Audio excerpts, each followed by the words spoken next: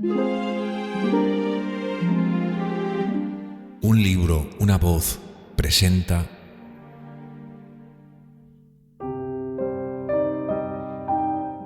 La Dama de Blanco, una novela escrita por Wilkie Collins.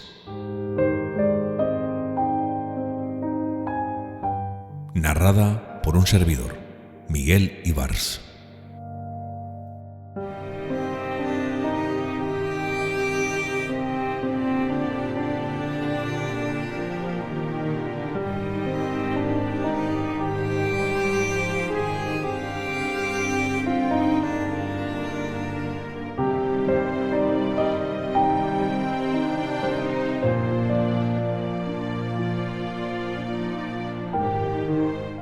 Episodio 3.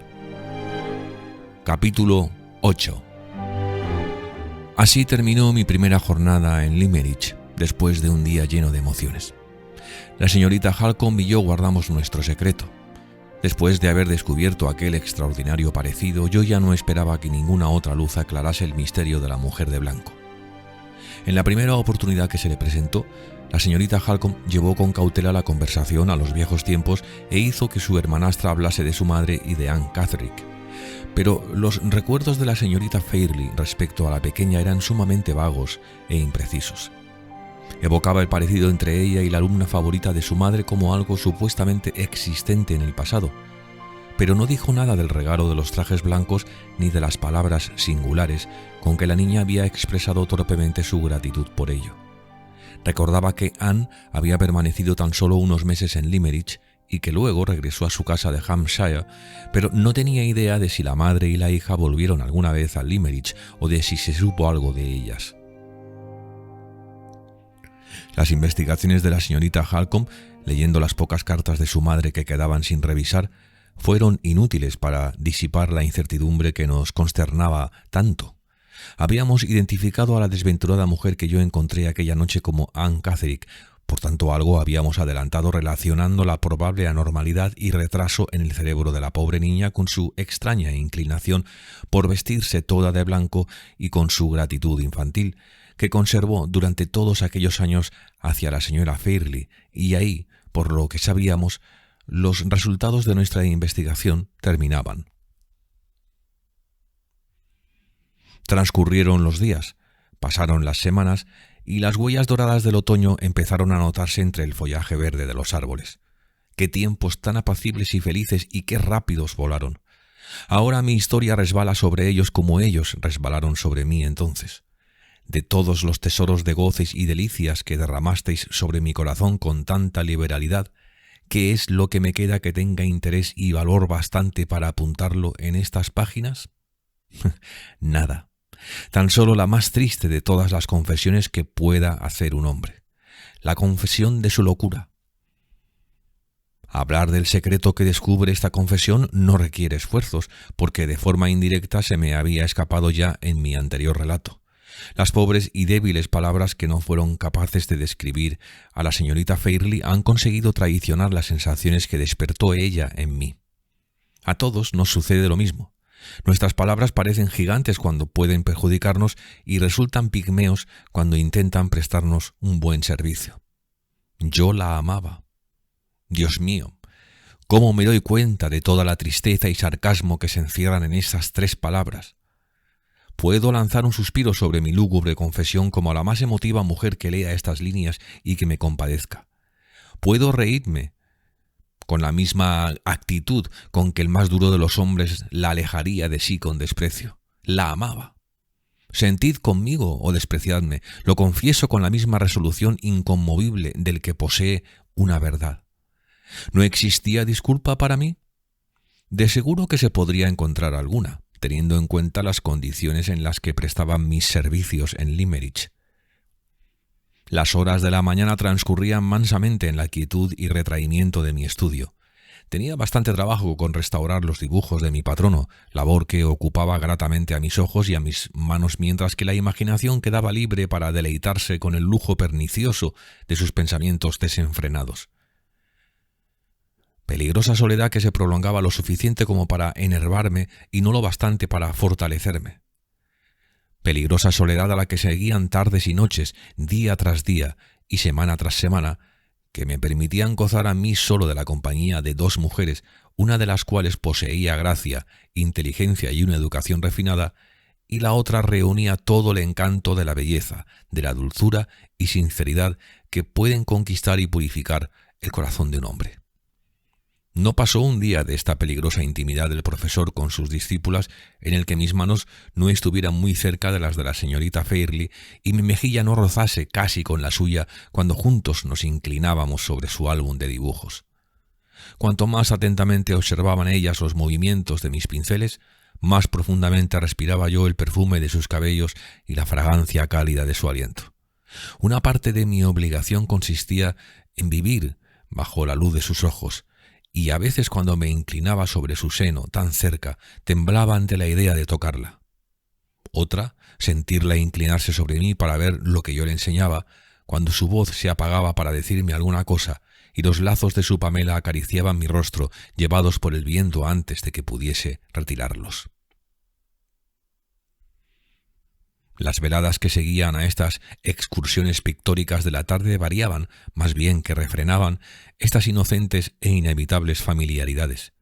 Mi entusiasmo natural por la música, que ella interpretaba con tanta sensibilidad y con tal femenina ternura, y su lógico deseo de devolverme con su arte los placeres que yo le proporcionaba con el mío, formaban otra cadena que nos unía más y más. Los incidentes de la conversación, la simple costumbre que supone una cosa tan sencilla como nuestros sitios en la mesa, las bromas de la señorita Halcombe, que se burlaba siempre de su entusiasmo como alumna y de mi afán por cumplir como maestro, la inofensiva aprobación somnolienta de la pobre señora Vesey, con la que nos unía a la señorita Fairley y a mí en el modelo de jóvenes que jamás la perturbábamos. Cada una de estas nimiedades y otras muchas conseguían envolvernos a los dos en una atmósfera familiar y nos conducían imperceptiblemente al mismo final sin escapatoria. Debí haber recordado siempre mi posición y haberme mantenido secretamente alerta. Así lo hice, pero cuando ya era demasiado tarde. Toda la discreción, toda la experiencia que me habían asistido cuando se trató de otras mujeres y que me sostuvieron contra diversas tentaciones, me abandonaron frente a esta. Desde hacía años esto había sido mi profesión. Encontrarme en tan estrecho contacto con muchachas jóvenes de distintas edades y más o menos guapas. Yo había aceptado estas situaciones como parte de mi oficio, consiguiendo dejar todos los sentimientos propios de mi edad en los suntuosos vestíbulos de mis patronos con la misma frialdad con que dejaba mi paraguas antes de subir a sus estancias.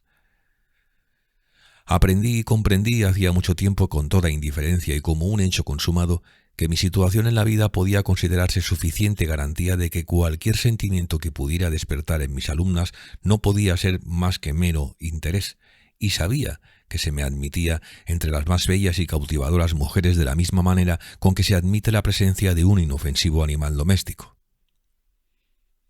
Este provechoso conocimiento me había llegado muy pronto y me había guiado firme y rectamente por mi angosta senda miserable y estrecha, impidiéndome apartarme nunca de ella, desviarme a la derecha o a la izquierda.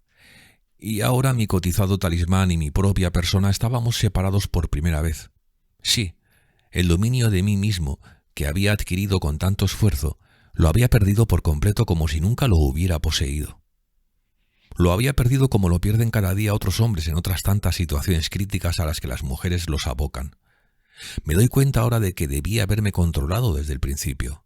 Debía haberme preguntado ¿por qué en cualquier cuarto de la casa me sentía mejor que si estuviera en mi propio hogar cuando ella entraba y me parecía tan árido como vacío cuando la abandonaba?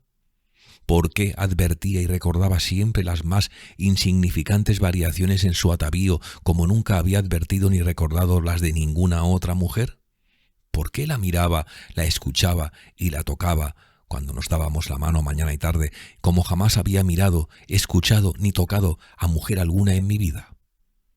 Debía haber escrutado mi propio corazón para descubrir estos brotes nuevos y arrancarlos al nacer. ¿Por qué esta labor tan fácil y sencilla de cuidar de mí mismo me resultaba demasiado trabajosa? La explicación ya está escrita con aquellas 3 palabras que me han bastado y sobrado para hacer mi confesión. Yo la amaba. Pasaron días, transcurrieron semanas. Hacía ya casi 2 meses de mi llegada a Cumberland. La monotonía deliciosa de la vida que llevábamos a nuestro apacible retiro me arrastraba como una suave corriente arrastra al nadador que descansa sobre sus olas. Todo recuerdo del pasado, todo pensamiento del futuro, toda consciencia de lo falso y desesperado de mi situación callaban dentro de mí, sumergidos en traicionera calma. Las sirenas que cantaban en mi propio corazón habían cerrado mis ojos y mis oídos ante el peligro, y yo navegaba a la deriva, acercándome a los nefastos escollos. La advertencia que por fin me despertó, que me llenó de conciencia acuciante y acusadora de mi propia debilidad, fue la más clara, sincera y grata, puesto que me llegaba silenciosamente de ella. Fue una noche en que nos despedimos como siempre.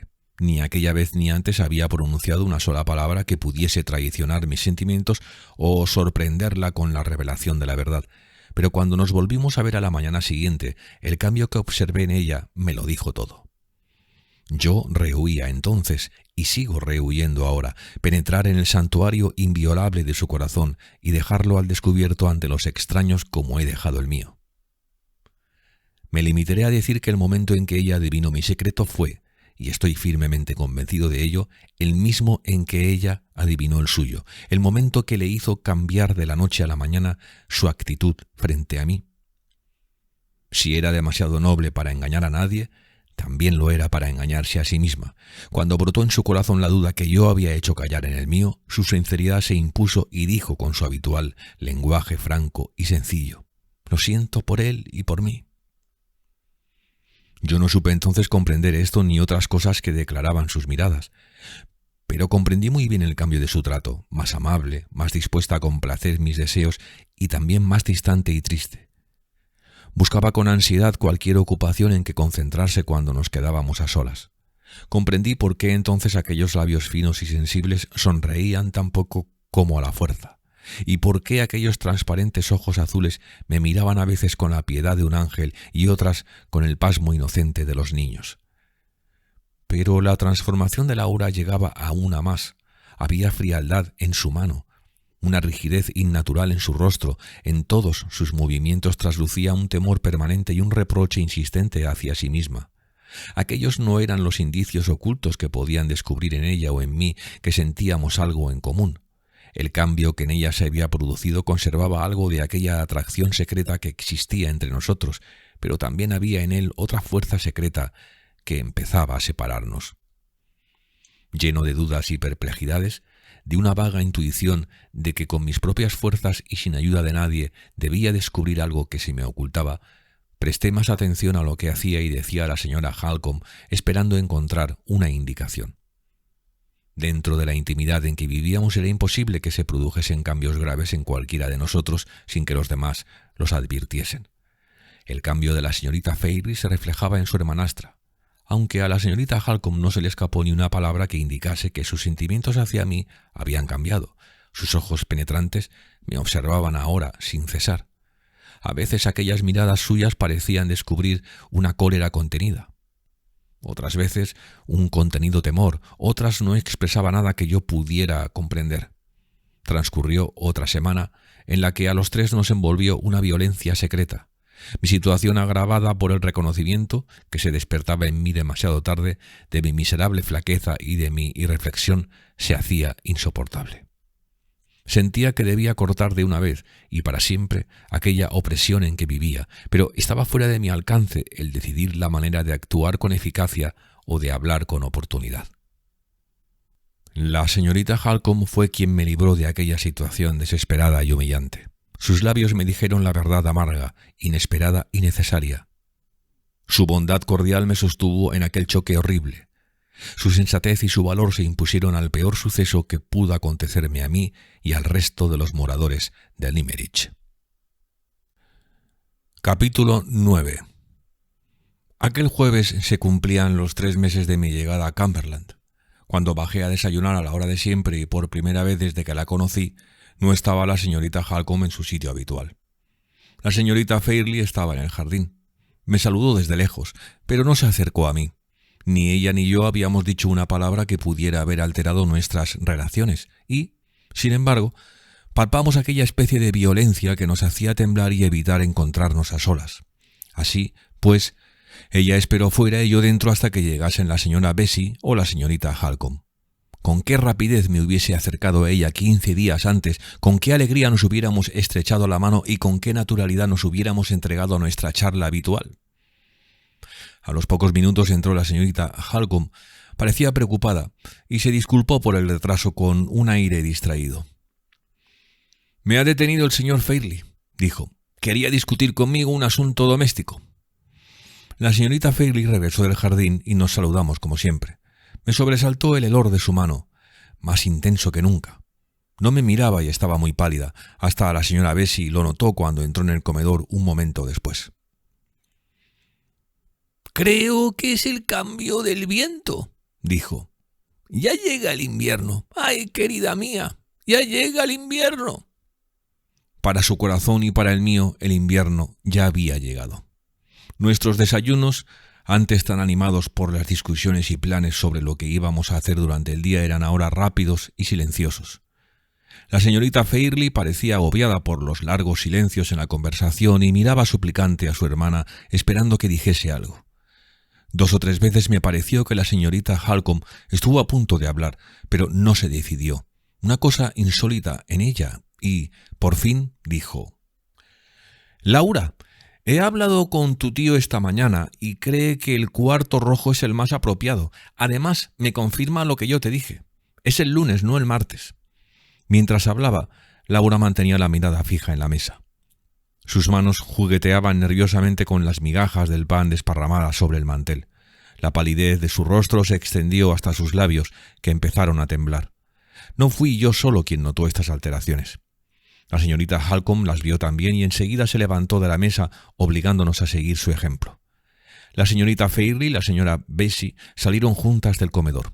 Los dulces y tristes ojos azules se posaron en mí un instante como si quisiera darme una última y eterna despedida.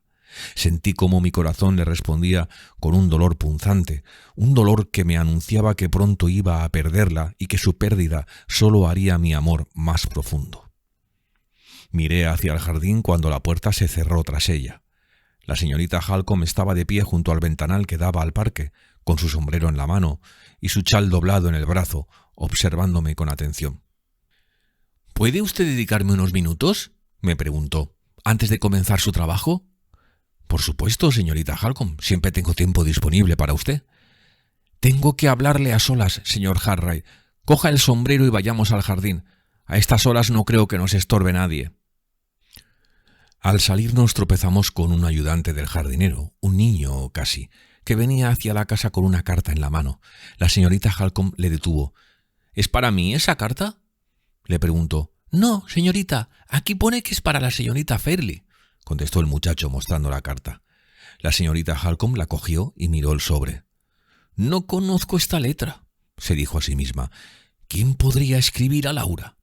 «¿Dónde te la dieron?», continuó dirigiéndose al jardinero.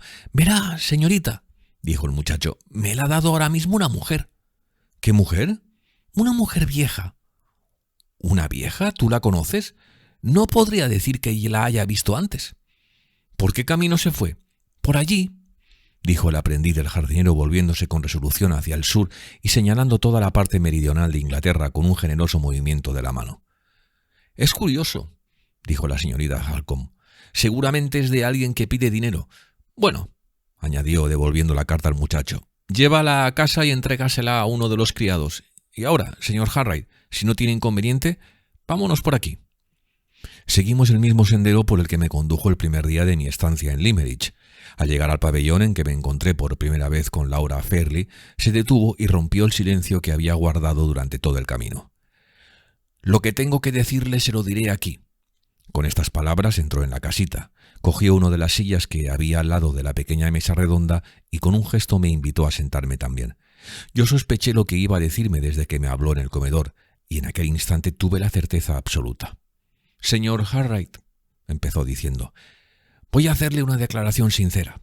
Quiero que sepa, se lo digo sin preámbulos que detesto y sin cumplidos que odio de todo corazón, que durante todo este tiempo en que hemos vivido juntos he llegado a ver en usted un buen amigo. Desde el primer día en que me explicó cómo se había portado con la desventurada mujer que encontró en unas circunstancias tan extrañas, me sentí predispuesta en favor suyo. Su comportamiento aquella noche tal vez no demostró demasiada prudencia, pero sí el dominio de sí mismo, delicadeza y la compasión de un hombre que es todo un caballero. El suceso me hizo esperar mucho de usted, y la verdad es que no se han defraudado mis esperanzas. Calló un momento, pero levantó la mano en señal de que no esperaba una respuesta de mí hasta que terminase. Cuando entré en el pabellón, nada estaba más lejos de mi pensamiento que la mujer de blanco. Pero ahora las palabras de la propia señorita Halcombe me hicieron recordar mi aventura. Aquel recuerdo no se separó ya de mí mientras duró nuestra entrevista, y su presencia tuvo sus consecuencias. Como amiga, siguió diciendo, quiero decirle de una vez, a mi modo claro, directo y rudo, que he descubierto su secreto sin que nadie me advirtiese ni ayudase. Señor Harright, usted ha cometido la ligereza de permitirse desarrollar un afecto, y me temo que es un afecto serio y profundo hacia mi hermana Laura. No quiero someterle a la tortura de confesarlo ante mí, pues sé que es demasiado honrado para negarlo. Ni siquiera le compadezco por haber abierto su corazón a un sentimiento sin esperanza. Usted no ha intentado nada a hurtadillas ni ha hablado con mi hermana en secreto. Solo le culpo de falta de carácter y olvido de sus propios intereses. Si hubiera actuado en cualquier sentido con menos modestia y delicadeza, me hubiera visto obligada a indicarle que dejase esta casa sin vacilar un momento y sin consultar a nadie. Pero así como están las cosas, solo acuso a la fatalidad que estropea sus años y su porvenir. No le acuso a usted. Démonos la mano.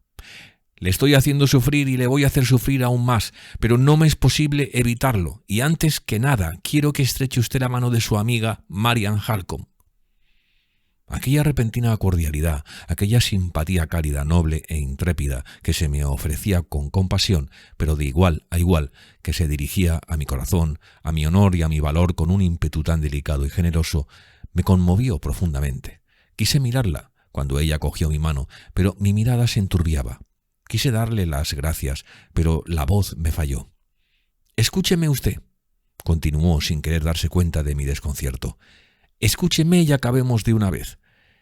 Siento un auténtico alivio por no tener que entrar en el tema que considero duro y cruel, el de las diferencias sociales, cuando le diga lo que tengo que decirle ahora. Circunstancias que le obligarán a usted a obrar con rapidez me evitan a mí el dolor de herir la sensibilidad del hombre que ha vivido bajo nuestro mismo techo y en intimidad amistosa con nosotras, haciendo cualquier mención humillante de su condición y situación. Tiene usted que abandonar Limerick, señor Harright, antes de que el daño sea mayor.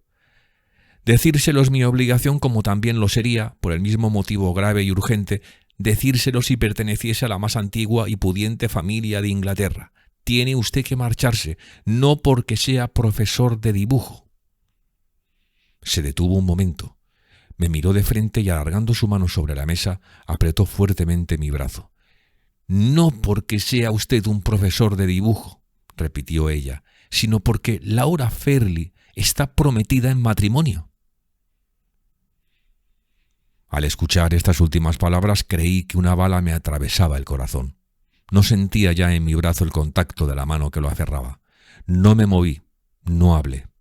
La penetrante brisa del otoño que removía las hojas a nuestros pies de pronto me heló. Como si mis locas ilusiones también fueran hojas caídas que el viento impulsaba. Ilusiones.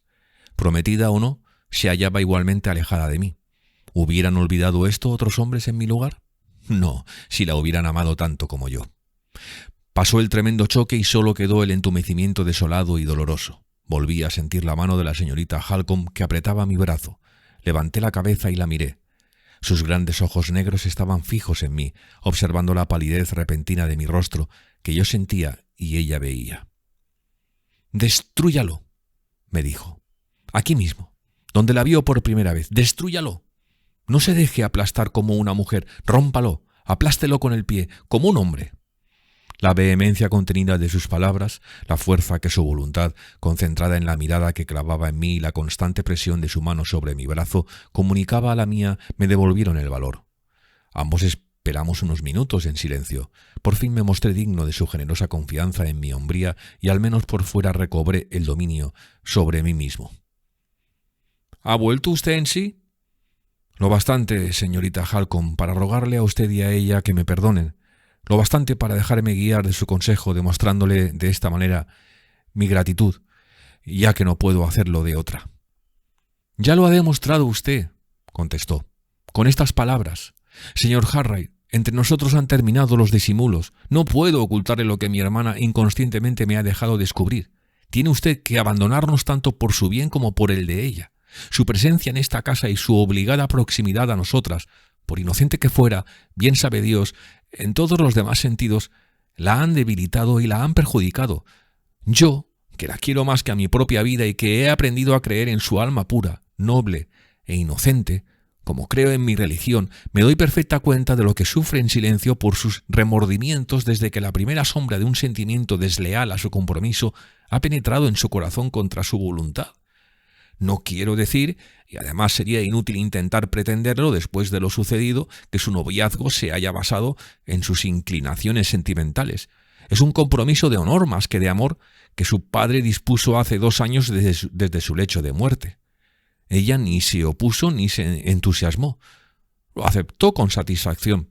Hasta que usted vino a esta casa se hallaba en la misma situación que centenares de mujeres que se casan con hombres sin experimentar ni una gran atracción ni una especial antipatía y que aprenden a quererlos si no aprenden a odiarlos después de la boda en vez de antes.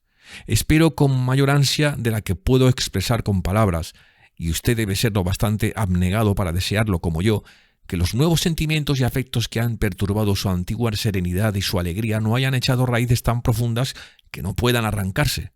Su ausencia, si no tuviera tanta confianza en su valor, honorabilidad y sensatez, no tendría las esperanzas que tengo. Su ausencia ayudará a mis esfuerzos y el tiempo nos ayudará a los 3. Ya es algo para mí el saber que la confianza que he depositado en usted está bien segura. Ya es algo saber que no ha de ser usted menos caballero, menos honesto y menos considerado con la discípula cuya posición ha tenido usted la desgracia de olvidar, que con la abandonada desconocida que no imploró en vano su protección. Otra vez el recuerdo de la mujer de blanco. ¿Es que no iba a ser posible hablar de la señorita Fairley y de mí sin evocar la memoria de Anne Catterick, interponiendo entre los dos su figura como una fatalidad ineludible? «Dígame qué disculpas puedo dar al señor Fairley para romper mi compromiso», contesté. «Dígame cuándo he de marcharme una vez sea aceptada mi disculpa. Le prometo una obediencia absoluta a sus consejos». «Desde luego que el tiempo tiene gran importancia», contestó. «Recordará usted que antes, en el comedor, me refería al próximo lunes y a la necesidad de preparar el cuarto rojo. El huésped que esperamos ese día es...». No pude dejarla seguir, sabiendo lo que ahora sabía, y al recordar la mirada y la actitud de la señorita Fairley durante el desayuno, comprendí que el huésped esperado en Limerick era su futuro esposo. Quise dominarme, pero algo superior a mi voluntad se me impuso, e interrumpí a la señorita Halcombe. «Déjeme usted marchar hoy mismo», le dije con amargura. «Cuanto antes, mejor». «No, hoy no», dijo ella. «La única razón que puede dar usted al señor Fairley para romper su contrato es la de que una necesidad inesperada le obliga a solicitar su autorización para irse inmediatamente a Londres. Tiene usted que esperar hasta mañana para decírselo, después de que llegue el correo, pues de ese modo relacionará el rápido cambio de sus planes con alguna carta de Londres. Es triste y despreciable tener que rebajarse a estos engaños, aunque sean tan inofensivos para todos, pero conozco al señor Fairley y, si le da el menor motivo para que sospeche que le está mintiendo, se negará a dejarle libre. Hable con él el viernes por la mañana, ocúpese después, por su propio interés y el de su patrón, en dejar su trabajo inacabado en el mayor orden posible y márchese de esta casa el sábado. Así habrá tiempo suficiente, señor Harright, para usted y para todos nosotros». Antes de que pudiera asegurarle que obraría conforme a sus indicaciones, nos sobresaltamos al oír unos pasos que se acercaban por el camino. Alguien venía de la casa para buscarnos. Sentí que la sangre se me subía a las mejillas y luego refluía. ¿Sería la señorita Fairley la persona que se acercaba deprisa precisamente en aquel momento y en aquellas circunstancias?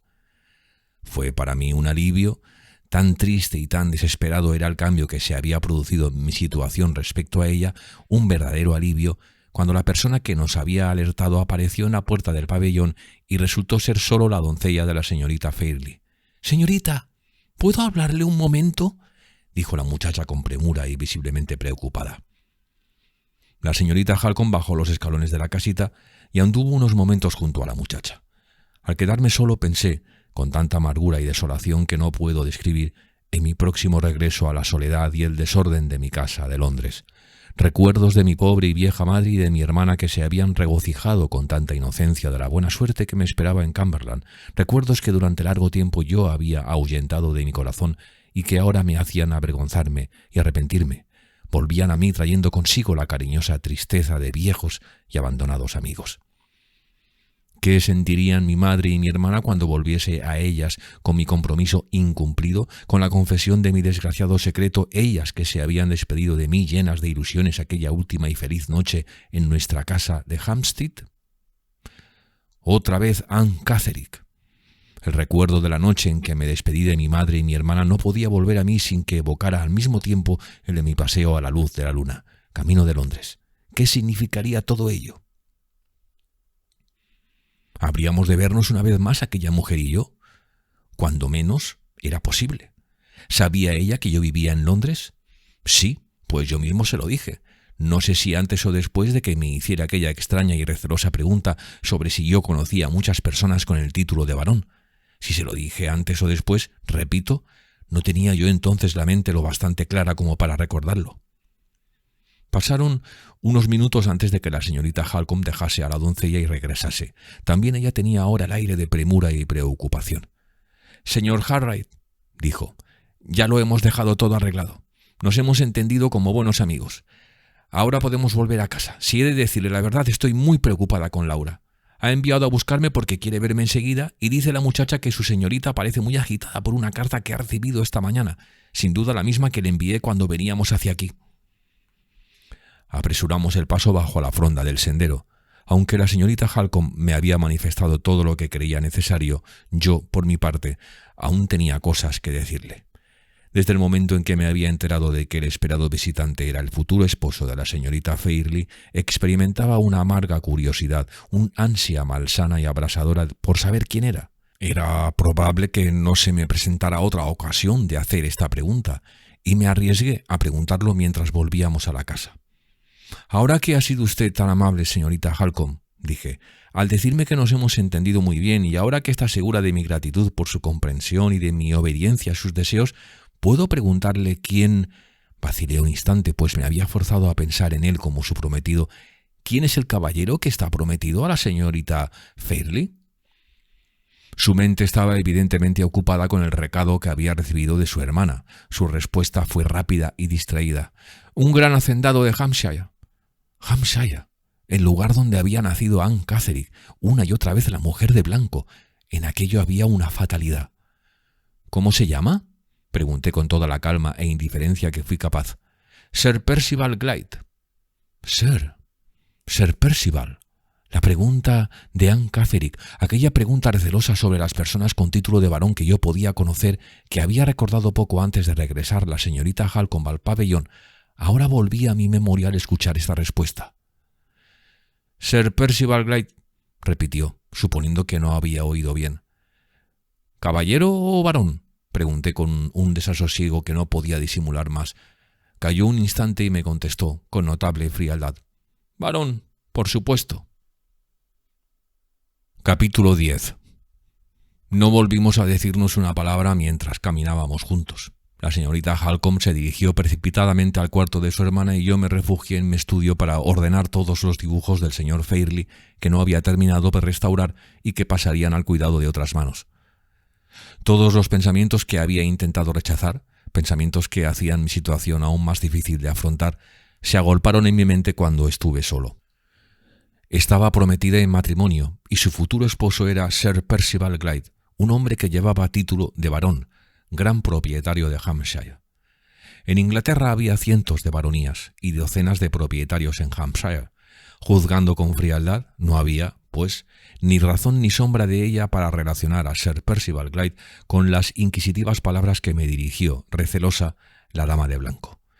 Y, sin embargo, yo lo relacionaba con ellas.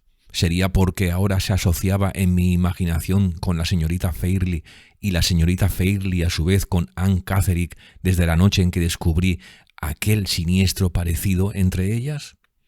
Me habían enervado tanto los acontecimientos de la mañana que me hallaba a merced de cualquier absurda fantasía que las casualidades más sencillas y las coincidencias más corrientes pudieran sugerirme.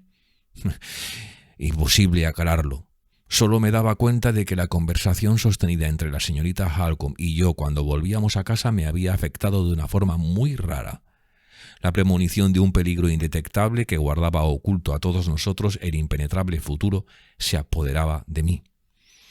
La duda sobre si yo estaba atado ya a una cadena de acontecimientos que no podría romperse incluso al marcharme de Cumberland, esta duda sobre si alguno de nosotros era capaz de prever el final tal y como iba a producirse en realidad, esta duda ofuscaba por completo mi mente. Incluso el dolor punzante que me causaba el final miserable de mi amor breve y arrogante parecía calmarse y desvanecerse ante la sensación creciente de que algo oscuro e inminente, algo invisible y amenazador se cernía esta vez sobre nuestras cabezas. Había estado ocupado en los dibujos media hora escasa cuando alguien llamó a mi puerta. Respondí. La puerta se abrió y ante mi sorpresa, en mi habitación entró la señorita Halcombe. Parecía nerviosa y angustiada. Cogió una silla antes de que pudiera ofrecérsela y se sentó a mi lado. «Señor Harriet», dijo, «pensé que todas las conversaciones penosas entre usted y yo habían terminado, al menos por hoy. Pero no ha sido así. Una mano oculta está tramando una villanía para asustar a mi hermana y evitar su matrimonio. ¿Se acuerda que por orden mía el jardinero llevó a casa una carta escrita con letra desconocida y que iba dirigida a la señorita Fairley? Por supuesto. Pues era una carta anónima, una vil calumnia contra Sir Percival Gray para rebajarle ante los ojos de mi hermana. La ha puesto en tal estado de agitación y alarma que me ha costado enormes esfuerzos conseguir tranquilizarla un poco para poder salir a verle a usted. Me doy cuenta de que se trata de un asunto de familia en el cual no debería mezclarse, pues no tiene por qué interesarse ni preocuparse por ello. Perdón, señorita Halcombe, todo lo que se refiere a la felicidad de la señorita Fairley o a la suya propia me interesa y me preocupa profundamente. No sabe cuánto me alegro de oírle. Es usted la única persona de la casa o fuera de ella que puede aconsejarme. El señor Fairley, dado su estado de salud y su horror ante las dificultades y misterios de cualquier índole, queda descartado. Respecto del pastor, es una buena persona y débil y no entiende de nada que sobresalga de la rutina de sus obligaciones. Y nuestros vecinos solo son agradables compañeros de diversión a quienes no se puede molestar cuando se trata de dificultades y de peligro. Lo que deseo saber es esto. ¿Debería yo dar inmediatamente los pasos necesarios para descubrir al autor de la carta o será mejor esperar hasta mañana y acudir al abogado consejero del señor Fairley? Es una cuestión, quizá de gran importancia, de ganar o perder un día. Dígame lo que usted opina, señor Harriet. Si la necesidad no me hubiese obligado ya una vez a confiar en usted tratándose de circunstancias delicadas, quizá ni la soledad en que me hallo fuese bastante para disculparme. Pero tal y como están las cosas, y después de todo lo que ha sucedido entre nosotros, estoy segura de que no obro mal olvidando que solo es usted un amigo desde hace 3 meses. Me alargó la carta. Esta empezaba de forma abrupta, prescindiendo de toda palabra de introducción. ¿Cree usted en los sueños? Espero que por su bien crea en ellos. Vea lo que dice la Biblia sobre los sueños y sobre su cumplimiento. Génesis 11, 8, 51, 25, Daniel 4, 18-25. Y haga caso de mi advertencia antes que sea demasiado tarde. Anoche soñé con usted, señorita Fairley. Soñé que me hallaba en el presbiterio de una iglesia. A un lado tenía el altar y al otro estaba el sacerdote con la sobrepelliz y un misal en la mano. Al poco rato un hombre y una mujer se adelantaban por la iglesia hasta llegar a nosotros. Venían a casarse. La mujer era usted. Parecía tan guapa e inocente, con su precioso vestido de seda blanco y el largo velo de encaje, que mi corazón se enterneció y mis ojos se llenaron de lágrimas. Eran lágrimas de compasión, señorita, lágrimas que el cielo bendice. Y en lugar de caer de mis ojos como caen las lágrimas de cada día que derramamos todos nosotros, se convirtieron en 2 rayos de luz que se fueron alargando hasta acercarse más y más al hombre que estaba a su lado, hasta que tocaron su pecho. Los rayos se convirtieron en 2 arcos parecidos al arco iris que iban de mis ojos a su corazón y a través de ellos pude llegar hasta el fondo de su alma. El hombre con quien usted iba a casarse era de aspecto muy atractivo. No era ni alto ni bajo, quizá un poco menos que la estatura media. Parecía una persona inteligente, valiente y llena de vida, de unos 45 años, de rostro pálido, con grandes entradas sobre la frente y de cabello oscuro. Unas patillas bien cuidadas le llegaban hasta el labio superior. Sus ojos también eran castaños y muy brillantes. Su nariz era tan recta, fina y hermosa que podría pertenecer a una mujer, lo mismo que sus manos. De cuando en cuando una tos seca le obligaba a llevarlas hasta su boca y en el dorso de la mano derecha se veía la cicatriz roja de una antigua herida. ¿He soñado con el hombre que usted conoce? Usted lo sabe mejor, señorita Fairley, y podrá decir si me he equivocado o no. Pero siga leyendo, se lo ruego. Lea y sepa lo que descubrí en el interior de este hombre. Miré a través de los arcoíris y vi el fondo de su corazón. Era negro como la noche y en él estaba escrito con letras incandescentes, que son las letras que emplea el ángel caído. Sin piedad y sin remordimientos, sembró de miserias el sendero de los demás y desde ahora vivirá para sembrar de miseria y dolor el de la mujer que está a su lado. Eso fue lo que leí. Entonces los rayos de luz se elevaron hasta sobrepasar la altura de su hombro y allí, tras él, vi a un demonio que reía.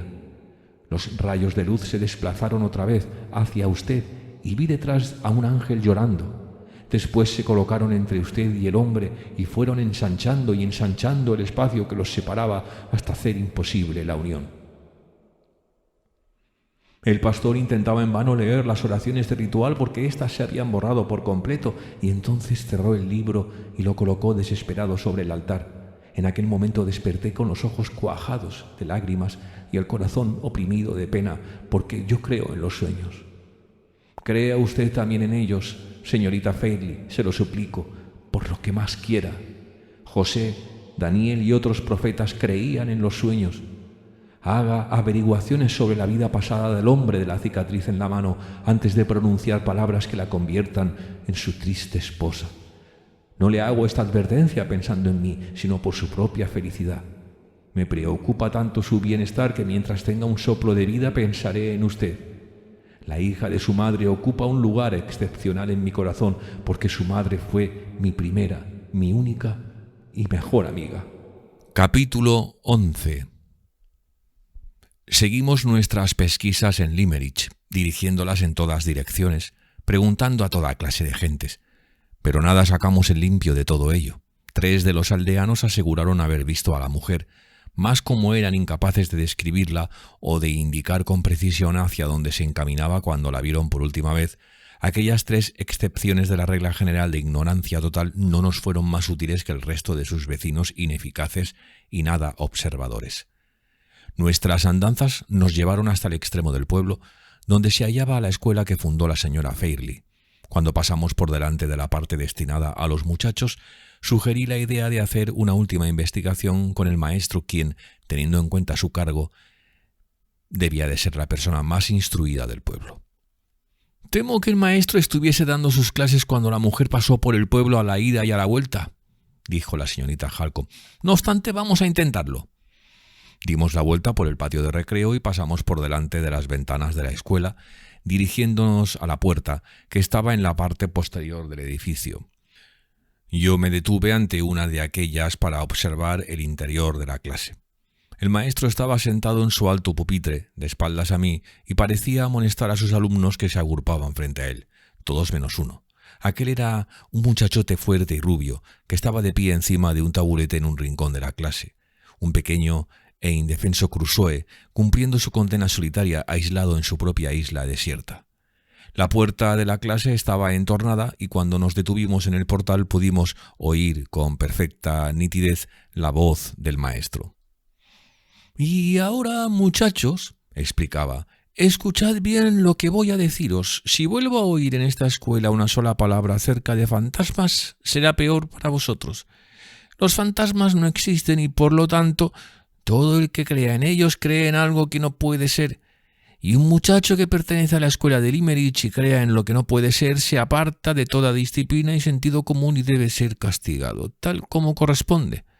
Ahí tenéis a Jacob Postlethwaite, expuesto a la vergüenza, encima de un taburete. Está castigado, no porque dijese que anoche vio un fantasma, sino porque es demasiado necio y obstinado y no atiende a razones, y porque se empeña en asegurar que ha visto un fantasma incluso después de que yo le dijera que tal cosa no puede ser. Si no hay otro remedio, sacaré el fantasma de Jacob Postlethwaite a palos, y si la cosa se propaga a alguno de vosotros, iré un poco más allá y sacudiré a palos el fantasma de toda la escuela. Me parece que hemos escogido un momento poco oportuno para venir, dijo la señorita Halcombe, empujando la puerta cuando el maestro terminó su discurso y entramos en la clase. Nuestra aparición produjo un fuerte alboroto entre los chicos. Debieron creer que habíamos llegado con el expreso propósito de ver azotar al pobre Jacob Postlethwaite. «Y todos a casa», dijo el maestro, «que ya es hora de cenar, todos menos Jacob. Jacob se quedará donde está. Que el fantasma le sirva su cena, si es tan amable». La entereza de Jacob le abandonó cuando se vio privado tanto de la compañía de sus amigos como de la perspectiva de recibir su cena. Sacó las manos de los bolsillos, las miró fijamente, las elevó con resolución a la altura de sus ojos y cuando sus puños la alcanzaron, los hundió en ellos, frotándolos lentamente y acompañando sus movimientos de breves resoplidos espamódicos que se sucedían a intervalos regulares como diminutos cañonazos nasales. «Hemos venido para hacerle una pregunta, señor Dempster», dijo la señorita Halcombe dirigiéndose al maestro, «y poco me figuraba que había de encontrarle exorcizando fantasmas. ¿Qué significa todo esto? ¿Qué ha sucedido exactamente?»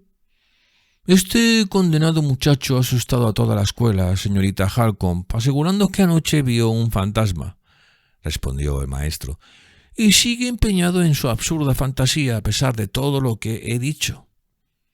«Increíble», dijo la señorita Halcombe. «Jamás hubiese pensado que ninguno de estos chicos tuviese bastante imaginación como para ver fantasmas. Es una nueva tarea que se añade a su dura labor de instruir a la juventud de Limerick, y de todo corazón le deseo que pueda superarla con éxito, señor Dempster. Entretanto, voy a explicarle la razón de que me encuentre aquí y lo que quiero saber de usted». Preguntó el maestro lo que tantas veces habíamos preguntado a casi todos los habitantes del pueblo y obtuvimos la misma descorazonadora respuesta. El señor Dempster no había visto a la forastera a quien perseguíamos. «No nos queda otra cosa que hacer que volvernos a casa, señor Harright», me dijo la señorita Halcombe. «Es evidente que nadie nos dará la información que pretendemos». Saludó al maestro y ya se disponía a abandonar la escuela cuando el doliente Jacob Postlethwaite, que seguía lanzando sus lastimeros resoplidos desde el taburete de penitencia, atrajo su atención y deteniéndose delante del pequeño prisionero, y antes de abrir la puerta, le dijo con simpatía: «Pero tonto, ¿por qué no pides perdón al señor Dempster? ¿Te callas y dejas en paz a los fantasmas?» «Pero es que yo vi al fantasma», insistió Jacob Postlethwaite, mirándola con espanto y prorrumpiendo en lágrimas. «¡Qué tonterías! No viste nada. Fantasma. Vaya por Dios. ¿Qué fantasma?» «Perdone usted, señorita Halcombe», interrumpió el maestro algo inquieto.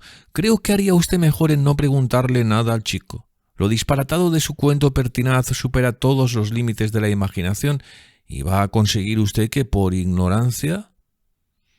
«¿Por ignorancia qué?», inquirió la señorita Halcombe con dureza. «Por ignorancia él ofenda su sensibilidad», contestó el maestro, perdiendo su compostura. «A fe mía, señor Dempster, usted halaga mi sensibilidad cuando piensa que es tan delicada que una criatura como esta puede ofenderla». Se volvió con una expresión de cómico desafío hacia el pequeño Jacob y se puso a interrogarle directamente. «Venga», le dijo, «quiero saberlo todo. ¿Cuándo viste al fantasma, pillastre?» «Ayer al oscurecer», contestó Jacob. «¿Le viste ayer al oscurecer en el crepúsculo? ¿Y cómo era?» «Todo vestido de blanco, como van todos los fantasmas», contestó el mirafantasmas con un aplomo inesperado para sus años. «¿Y dónde fue?» «Fuera del pueblo, en el cementerio, donde suelen estar los fantasmas».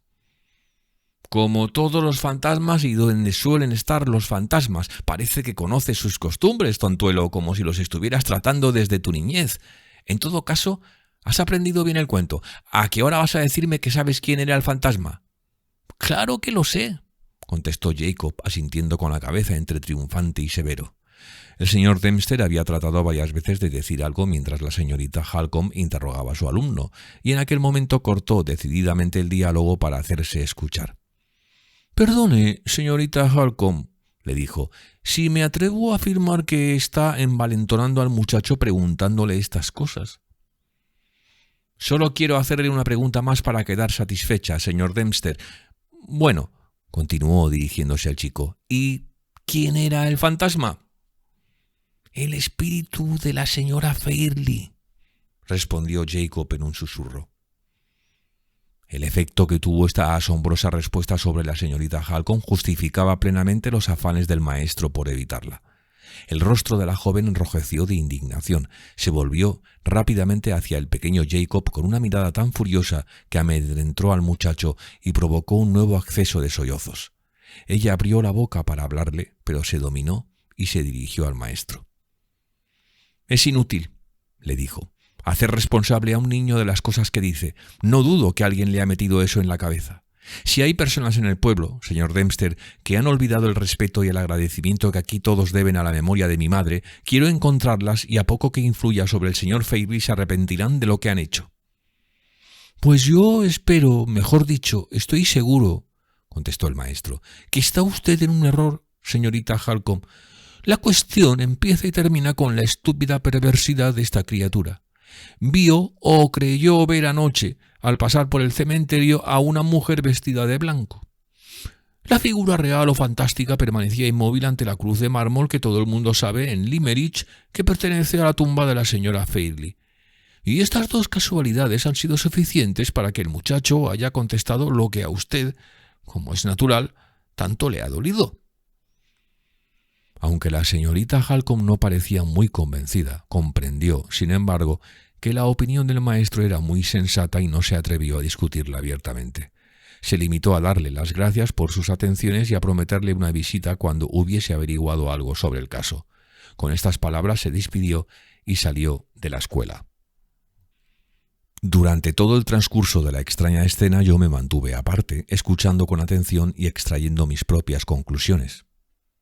En cuanto volvimos a encontrarnos solos, la señorita Halcombe me preguntó si me había formado un juicio respecto a lo que había oído. «Y muy firme, por cierto», contesté. «Creo que el cuento del muchacho tiene algún fundamento y confieso que estoy deseando ver la sepultura de la señora Fairlie y examinar el terreno». «Ahora la verá usted». Hizo una pausa al decir esto y estuvo un rato pensativa mientras caminábamos.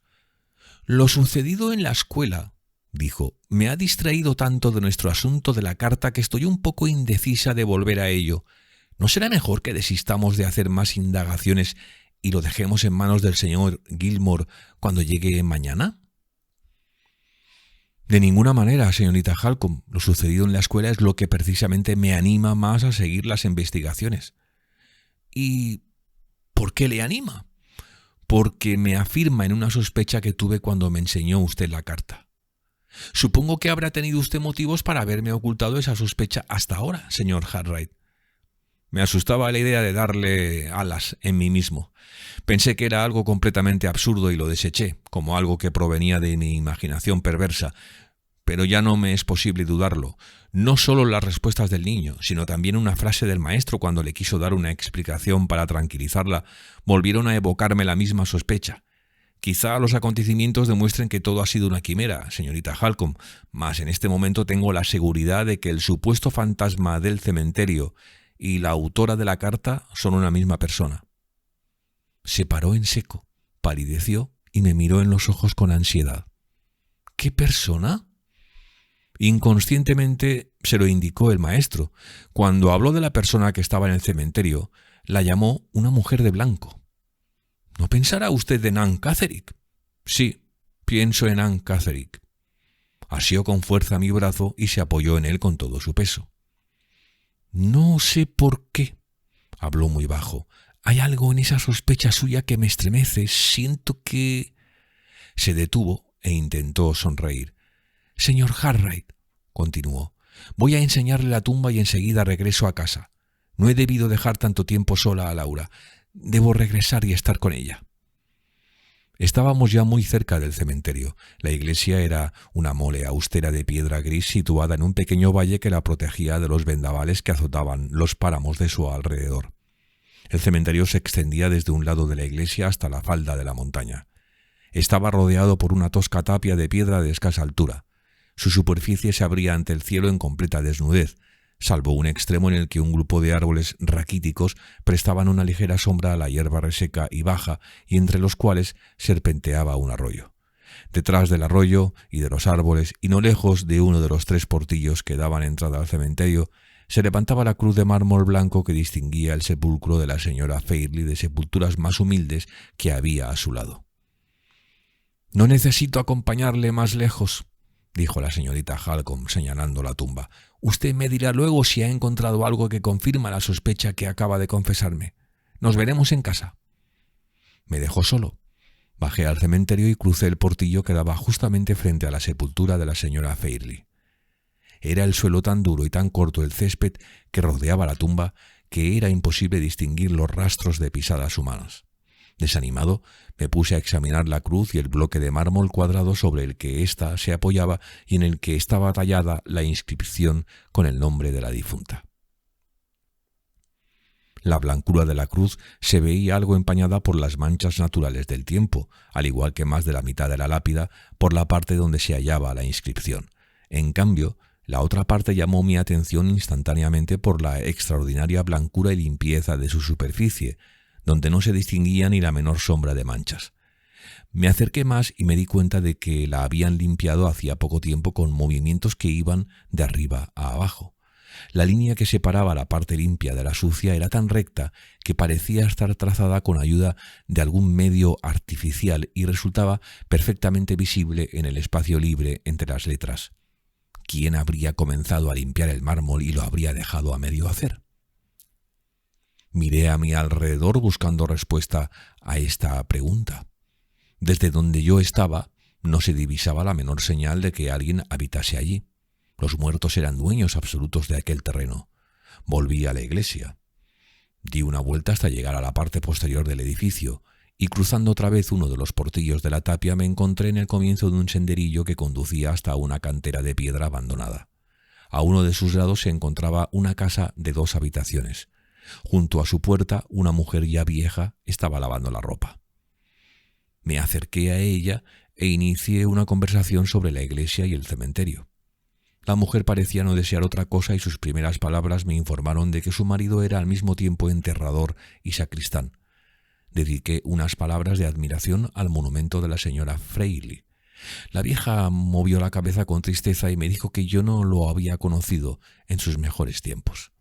Su marido era el encargado de cuidarlo, pero había estado varios meses enfermo y tan débil que apenas podía arrastrarse hasta la iglesia los domingos para cumplir con sus obligaciones, y en consecuencia el monumento estaba abandonado de sus cuidados.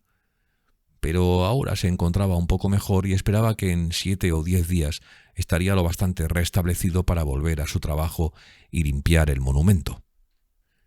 Esta información, extraída de una respuesta larga y voluble, pronunciada en el más cerrado dialecto de Cumberland, me hizo saber todo cuanto yo deseaba. Di unas monedas a la pobre mujer y volví enseguida a Limerick. La limpieza parcial de la lápida obviamente había sido hecha por una mano desconocida, y relacionando este hecho con la sospecha que me sugirió la historia escuchada en la escuela sobre el fantasma entrevisto en el crepúsculo, me afirmé en mi decisión de vigilar en secreto la tumba de la señora Fairley aquella noche, volviendo al cementerio al acabar el día y esperando escondido hasta que cayera la noche. La limpieza del mármol estaba a medio hacer y la persona que la empezó podía muy bien regresar para terminarla. En cuanto llegué a casa informé a la señorita Halcombe de mi proyecto. Mientras le explicaba mi intención, parecía sorprendida y preocupada, pero no hizo objeción alguna contra ella. Dijo tan solo: «Dios quiera que todo termine bien». Cuando se levantó para marcharse le pregunté con toda la serenidad de que fui capaz por la salud de la señorita Fairley. Estaba más animada y la señorita Halcombe esperaba convencerla de que diese un paseo al caer la tarde. Volví a mi estudio para terminar de poner en orden los dibujos. Además de que era mi obligación hacerlo así, necesitaba ocupar mi mente en algo que pudiese distraer mi atención de mí mismo y del triste porvenir que me aguardaba. De cuando en cuando dejaba mi trabajo y me acercaba a la ventana para mirar el cielo donde el sol declinaba lentamente hacia el horizonte. En una de estas ocasiones distinguí una figura que paseaba por la amplia avenida cubierta de grava, debajo de mi ventana. Era la señorita Fairley. No la había visto desde la mañana y apenas había hablado con ella. Un día más en Limerick era todo lo que me quedaba, y después quizá no volviese a verla jamás. Este solo pensamiento bastó para que no pudiera apartarme de la ventana. Quise ser considerado con ella y coloqué la persiana de tal manera que ella no pudiera verme si miraba hacia arriba.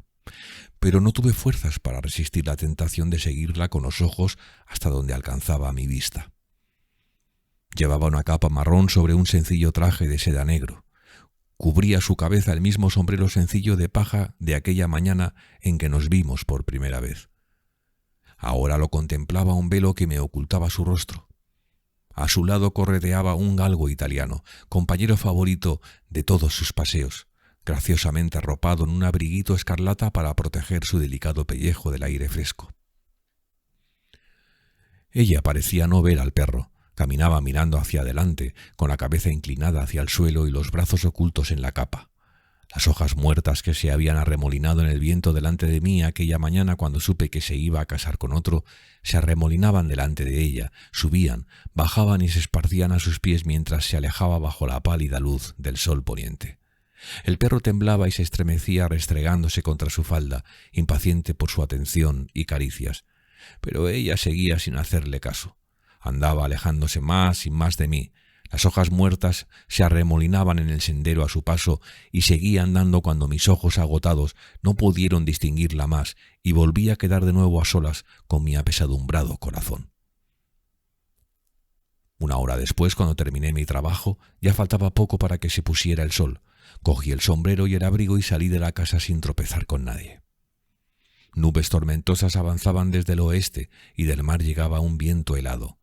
Aunque la costa estaba lejos, el rumor de la marea llegaba por los páramos y retumbaba pesadamente en mis oídos cuando entré en el cementerio.